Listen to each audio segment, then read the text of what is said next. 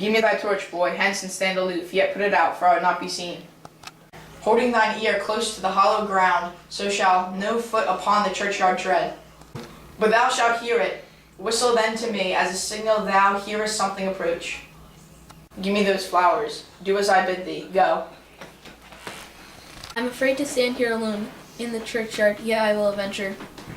Sweet flowers with flowers, thy bradley bed I strew.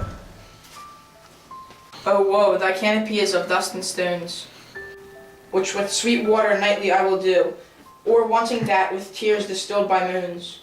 The obsequies that I for thee will keep, nightly shall be to strew thy grave and weep.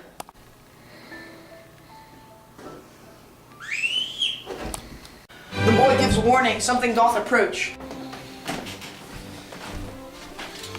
What cursed foot wanders this way tonight?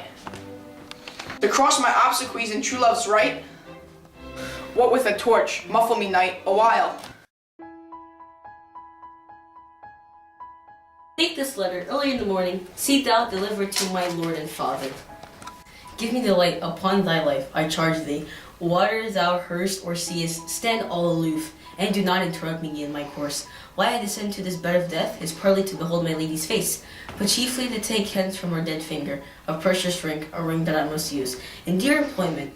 Therefore, hence be gone. If thou, jealous, thus return to pry in what I further shall intend to do, by heaven, I will tear thee joint by joint, and strew this hungry churchyard with thy limbs. And the time in my attempts are savage, wild, more fierce, and more inexorable far than empty tigers and roaring sea. I will be gone, sir, and not trouble you. So shalt thou show me friendship. Take thou that. Live and be prosperous, and farewell, good fellow. For all the same, I'll hide me hereabout. His looks I fear, and his intents I doubt.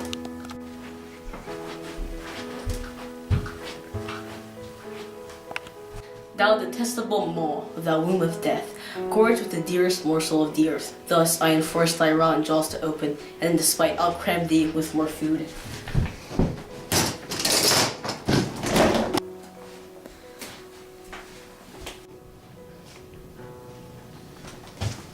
This is that banished Montague that murdered my love's cousin, and with which grief it is supposed the fair creature died, and here is come to do some villainous shame. To the dead bodies I will apprehend him. Condemned villain, I do apprehend thee. Okay, and go with me, for thou must die. Fly hence and leave me, think upon these gone. Let them affright thee, I beseech thee, youth. By heaven, I love thee better than myself, for I come hither armed against myself. Stay not, be gone, live, and hereafter say, a madman's mercy bade thee run away. I defy thy conjurations and apprehend thee for a felony here. Wilt thou provoke me? Then have at thee, boy. I will go get the watch. Oh, I am slain. If thou be merciful, lay me by Juliet's side. In faith I will. Let me peruse this face. Mercutio's kinsman, noble county Paris. Oh, give me thy hand. I'll bury thee in a triumphant grave. A grave, oh no, a lantern. Starred youth, for here lies Juliet, and her beauty makes this vault a feasting presence full of light. Death, lie thou there, by a dead man interred.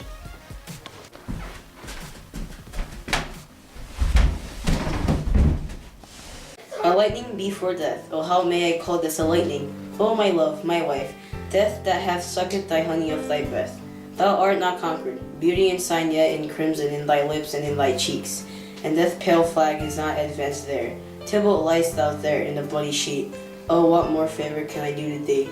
Forgive me, cousin, ah, dear Juliet, why art thou yet so fair? Shall I believe that unsustainable death is amorous, and that the lean abhorred monster keeps thee here in the dark to be this paramour?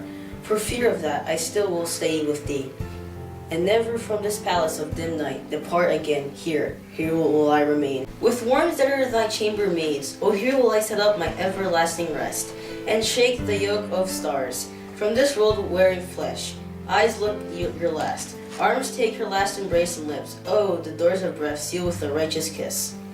A dateless bargain to engrossing death, come bitter conduct, come unsavory guide. Thou desperate pilot, now at once run on the dashing rocks of thy seasick wary bark. Here's to my love.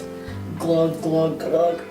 Oh, true apothecary, Thy drugs are quick, thus with a kiss I die. St. Francis be my speed, how oft tonight have my old feet stumbled at graves? Who's there? Here's one, a friend that knows you well. Bliss be upon you. Tell me, good my friend, what torch is yond that vainly lends his light to grubs and eyeless skulls? As I discern, it burneth in the capel's monument. It doth so, holy sir, and there's my master, one that you love, Who is it? Romeo. How long hath he been here? Full half an hour. Come with me to the vault. No, sir. Stay then, I'll go alone. Fear comes upon me. Oh, much I fear some ill unlucky thing. As I did sleep under this yew tree here, I dreamt my master in another foot, and that my master slew him. Romeo!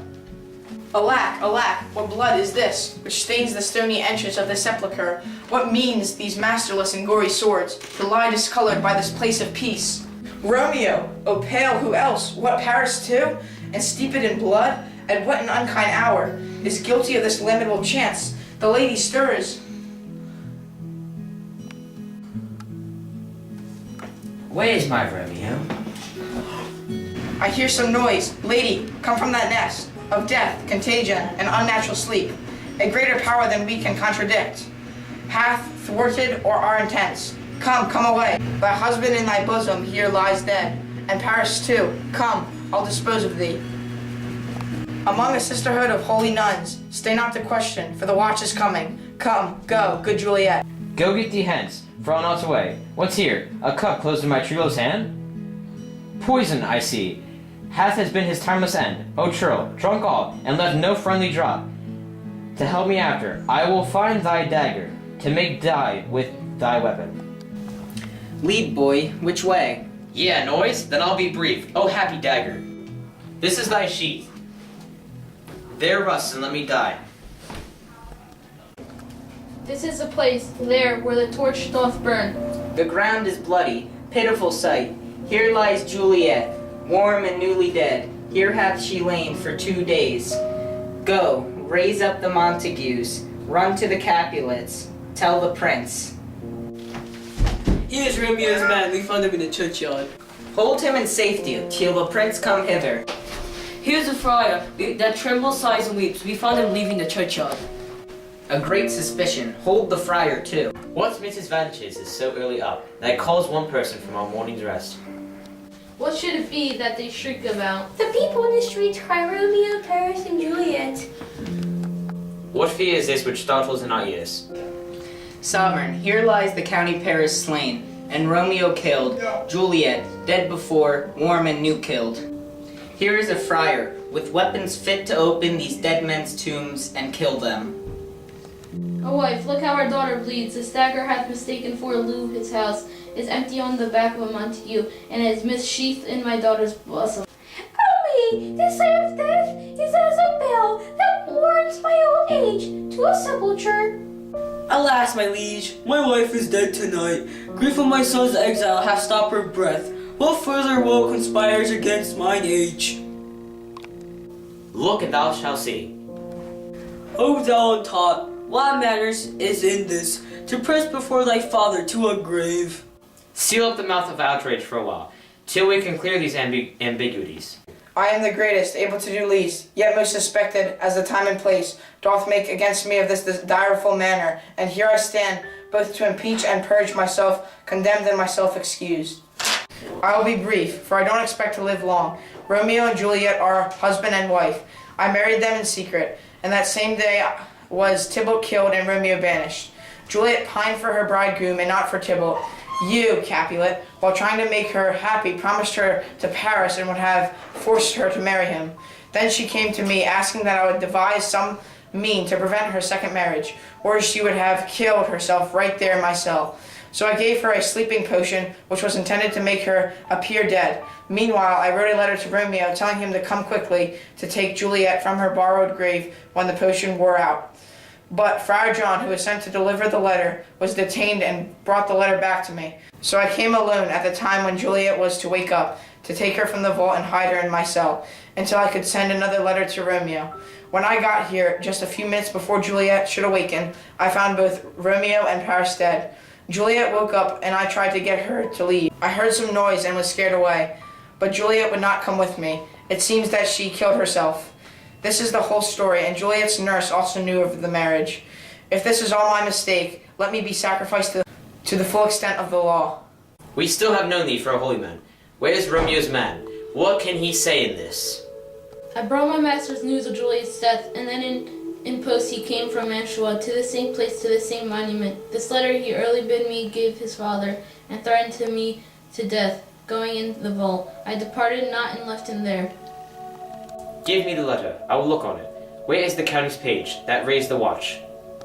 He came with flowers to strew his lady's grave, and bid me stand aloof, and so I did. Anon comes one with light to ope the tomb, and by my master drew on him, and then I ran away to call the watch. This letter doth make good the friar's words, their cause of love, the tidings of her death, and here he writes that he did buy a poison of a poor apothecary, and therewithal came to this vault to die and lie with Juliet. Where be these enemies captured at Montague? O brother Montague, give me thy hand, this is my daughter's jointure for no more. But I can give thee more, for I will raise her statue in pure gold, that while Verona by that name is known, there shall no figure at such rate be set, as that true and faithful Juliet.